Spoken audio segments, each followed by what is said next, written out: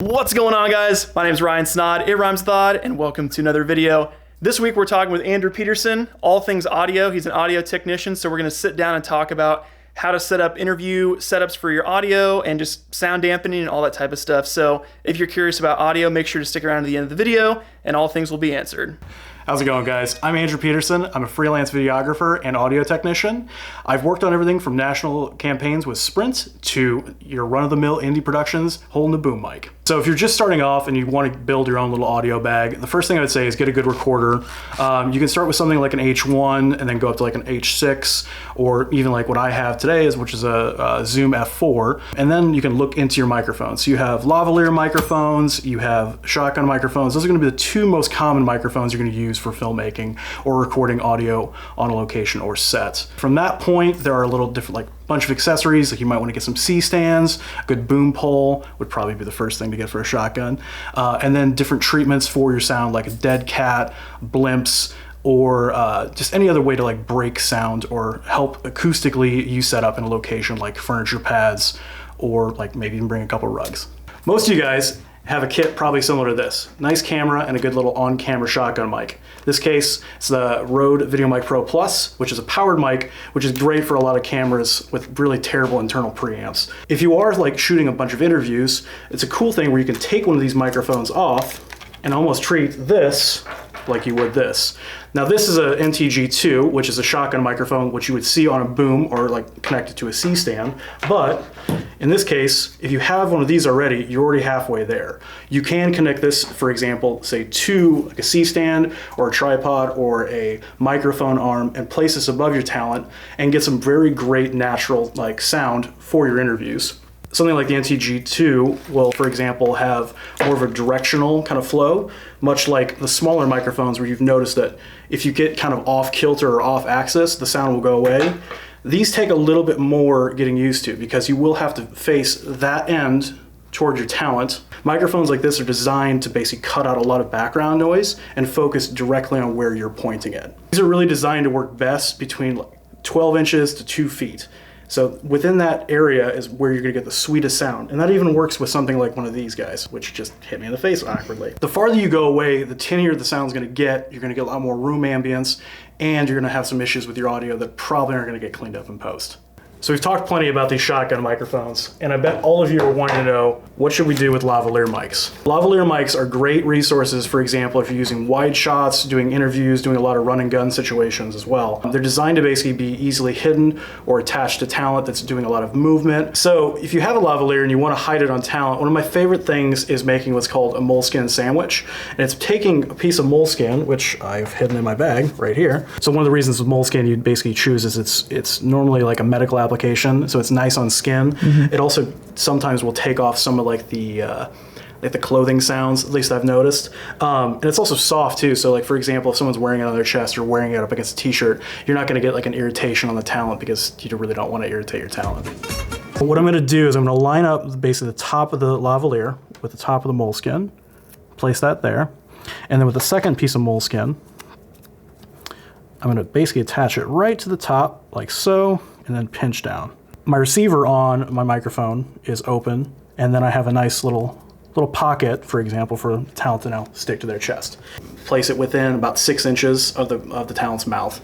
These little clips, for example, for lavaliers, these can actually be bent, so you can rotate them around, and what they can do is fit perfectly on a bra, for example, and then they can actually, there's that little pocket, they can actually pop the microphone right between, and you're not going to have any rustling or anything between that as well.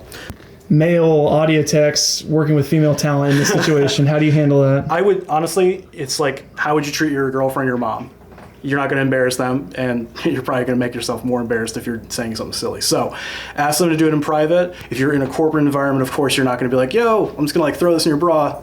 That's not a cool move, dude. Like, don't do that. Hey, we want to set you up with a microphone. I have this lavaliere set up. If you could just basically place this right on the top of your bra, clip that in, and then we'll be good to go. Basically, don't attach the pack yet. You'll do that once the talent's ready, and you could, of course, like slip that in the small bag, anywhere you can hide it. Now that we've discussed how to basically place a lavaliere, and we've discussed some boom options, let's put this into application. Okay, so now we're going to show you guys the lav, the boom, and the shotgun microphones on a talent, which will be me. So we'll sit down and we'll show you guys how those look in real application, and we'll talk about some of the pros and cons of all those. Okay, so I'm going to remove the tape from my little sandwich. I have 2 shirts on. Do you want it between the shirts or on my skin? You can do the skin if you want. Okay. I would say, like, if we're doing this for like a corporate interview, you can just pop it like under your second shirt. Okay. In the middle, like right up near your sternum. And you can feel free to violate me here. We're going to pull the shirt and pop it right about here, and then we're just going to nice and smooth it out. Okay. And it just disappears. Okay. Right? Yeah, I don't feel it in there at all. So the thing is, what we're doing now is we're recording 2 sources of audio. So we have a shotgun microphone on your A7S. Yep. And then the lavaliere is going into the A6300. Yep. Which that's also a good point, is you want to probably record dual audio whenever you're recording interviews, just in case like you have a camera shut off, or if you have like a microphone fail, or like a lav pack die, who knows what. So that could cut off on us during this interview, and we still have a second source we can go from. Sure. So we've used this microphone for short films, and I love this microphone. If I was probably gonna buy another microphone now, I'd probably buy the NTG3, or maybe even the Sennheiser 416. I think the NTG is now around $600, the Sennheiser's still $1,000. Okay, so now we've gotten the boom mic set up. And what's some of the supplemental equipment you'll need? So this doesn't record like into a camera, does it? It can, but you need something to power it, because this uses phantom power. So what that does is it gives the microphone power, so all the little mechanisms inside can actually pick up your voice correctly. Okay, so now this is kind of an audio test here. If I was talking direct to camera, this is probably in frame, but usually it'd be just out of frame. Probably 6 inches from my face, a foot from my face. I think what kind of quality do you say this? It's more of a rich, good for vocals. Yeah. If I move my face back here, like you said, if we tilt, or if we kind of like come over here, or you're laughing and you lean forward, or you ha ha ha, maybe that might cause a little differences, but that's probably... Like a CEO who's used to having a shotgun mic in front of his face is going to probably know not to lean back or forward or vice versa. But like your average person who's maybe never been on an interview might actually rock or tilt, where this will have a little bit more flexibility. For example, we'll pick it up more expensive microphones that will, for example, have more pinpoint audio. You're hearing Andrew's voice. He's behind the mic, so like he's saying, it's whatever you point it at is what it's going to pick up. So behind him hopefully doesn't sound as good as my voice does compared to being behind the mic. So with using a shotgun microphone, for example, basically you're gonna have a more natural sound. So normally, like for example, what you're hearing in real time is what a shotgun microphone will pick up. Lavaliers, for example, they're smaller sources and they just won't have the most natural sound. They'll be maybe a little bit like higher end. This microphone, its kind of downfall is it picks up a lot like more low end. So it might actually fit with our voices very well, but it's like some female talent, it may come off like a little tinny. We're gonna do an A/B test here. So this is directly out of the lav here. As you can tell, this is probably like better quality audio coming out, and then that's the shotgun over there. What this means is that it limits the amount of video that you can shoot in that higher 4K quality with that super slow motion high frame rate. So as you can see, having that mic like right up in someone's grill, you can hear it's night and day in terms of like quality. So I guess we'll hop into the computer and show you guys that type of stuff. And also all the gear that we talked about, I'm sure we'll link up in the description box if you're curious what he suggests for some of the different stuff out there. So now we're doing a little bit of post work, and I know this has been a big question that Ryan gets all the time, so I thought I would kind of help with some of my workflow. So one of the biggest things that people always ask is, how do you slate audio and video? How do I sequence audio, synchronize audio? I got to get my S's right. So here's what we do. We're basically going to highlight both of these tracks. So we've got your audio track, and we also have your video. So what we're going to do is we're going to right click and choose synchronize. And then you can see I'm synchronizing to channel 1. So I'm going to do OK. And that's going to do its little voodoo. And now these tracks are synced. Okay. I can go to the audio tab here in Premiere. And I've already clicked this little drop down, but if you've never seen the drop down, it's this little arrow right there. Okay. Now the biggest things for audio is to make sure that it sounds even. So the first thing what I'm going to do is we're going to add an EQ. And I'm going to use a parametric EQ. And what this is going to do is it's going to basically help us like narrow in on the frequencies of human voice, right? So what I'm going to do is I like to use vocal enhancer because I do a lot of quick content and I don't want to always spend a bunch of time EQing. And honestly, I'm probably not the smartest EQer in the world, but a nice business lady is doing an interview. This little 4, you may have to bring it up or down depending on how her tone is, because you want to basically help her speech. So with, like, for example, Ryan's voice, if I move you my can see face there's back going to be here, these like you little said, if we peaks tilt, up and or if down. we kinda, I can like, maybe come bring over that down here, to sweeten his where you're audio up a laughing little and you bit, lean take off a little forward. bit of tone, or bring it up, depending on what it needs. But for the most part, this is good as it is. So I'm not going to mess around with it too much. Now, you've probably watched a couple B movies that have been like all over the place with the audio, or maybe like you remember like commercials for back in the day where you'd have one that's really low and then one that's really high and all that, and that just doesn't sound really professional, right?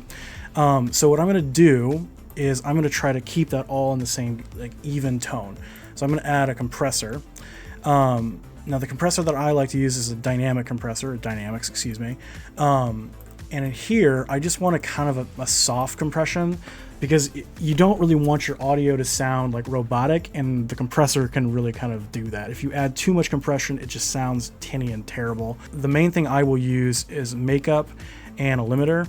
So I'm going to limit this to, say, minus, let's do -6, or I guess I can just type that, right? -6. All right. And then my makeup. Maybe that might cause a little differences. I'm probably going to basically put around, let's do 7. I think 7 is going to be a good number. Well, let's do 7.1. All right. So from this point, for example, I'm making sure that the audio levels and peaks are all kind of glued. And you can kind of even say on the wavelengths, there's like maybe some parts where I'm talking, but for the most part, Ryan's audio is all kind of smooth and in one kind of compressed area. Now, lastly, for the audio, I'm just going to add a master kind of compression. And this is probably overkill, so I'm just going to do a classic master, and I'm sure that there's probably somebody out there going, Andrew, why are you adding another master or classic, or why are you doing all this? And it's just because I'm insane, and I just want to add something else into it. And this has helped my mixes just sound really good in the long term. Lastly, I'm going to add a limiter on the end, just so I make sure that I didn't miss anything that's peaking or causing any problems. So I'm going to add a hard limiter. I'm going to set that to -3. From this point, we've cleaned this up. The compression's kind of even all our tones. We've got some nice, rich sounding audio back in Ryan. So when you guys watch this at the very end, or watch this video all the way through, you'll get to see what we've done with Ryan's audio, and maybe you'll kind of look back at his other stuff and go, hey Ryan, how come you didn't know that in the past? But that's just me. So it's been fun hanging out with you guys. Here's Ryan. Big thanks to Andrew for helping out with the audio stuff today. This is not my forte, so I wanted to bring in an expert to help you guys out with this type of stuff. If you want to see more of Andrew and he's considering starting his own channel, make sure to give this video a big thumbs up and let us know down in the comments if you want to know some more things about color, audio, technical things outside of just business. Since business is kind of the area that I focus a lot on my channel, I wanted to bring in other people to help you guys out with this. So if you have any questions for Andrew that were not answered in this video, make sure to also leave those in the comments section. And that about does it for us, guys. My name is Ryan Snaadt. This is Andrew Peterson, and we'll see you guys in the next video. Peace! I work on quite a range of different microphone. So some of you guys, We're going to be talking all things audio, talking about how to set up interview lighting. Not interview lighting. Sit. Gosh. In my case, I've got the Rode NTG. So now that I've taught you about like how to use a